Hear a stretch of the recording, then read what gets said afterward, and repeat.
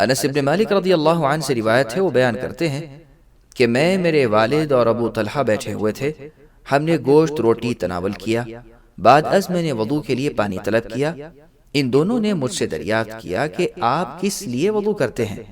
میں نے کہا اس کھانے کو تناول کرنے کی وجہ سے۔ ان دونوں نے کہا کیا تم پاکیزہ چیزوں کے تناول کرنے سے وضو کرتے ہو؟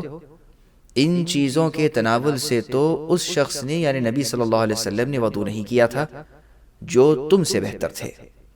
ابن عباس رضی اللہ عنہما سے روایت ہے، وہ بیان کرتے ہیں کہ رسول اللہ صلی اللہ علیہ وسلم نے دستی کا بھنا ہوا گوشت تناول کیا، بعد از اپنے ہاتھ کو اس ٹاٹ کے ساتھ صاف کیا جو آپ کے نیچے بچھا ہوا تھا، بعد از آپ نے نماز ادا کی۔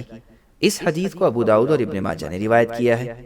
ام المؤمنین ام سلمہ رضی اللہ عنہا سے روایت ہے، وہ بیان کرتی ہیں کہ میں نے دستی کا بھنا ہوا گوشت نبی صلی اللہ علیہ وسلم کو قریب کیا، آپ نے اس سے تناول کیا، بعد از آپ نماز ادا کرنے کے لیے کھڑے ہوئے اور آپ نے وضو نہ کیا۔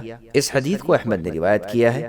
ابو رافع رضی اللہ عنہ سے روایت ہے، وہ بیان کرتے ہیں کہ میں گواہی دیتا ہوں کہ میں نے رسول اللہ صلی اللہ علیہ وسلم کے لیے بکری کا دل اور کلیجی وغیرہ بھونی، آپ نے اس سے کھایا، بعد از آپ نے نماز ادا کی اور وضو نہیں کیا۔ اس حدیث کو مسلم نے روایت کیا ہے۔ سبسکرائب کیجئے ہمارے چینل اور دبائیے بیل کا آئیکن تاکہ آپ کو ریگولر نوٹیفیکیشن اپڈیٹس مل سکے۔ واتقین اللہ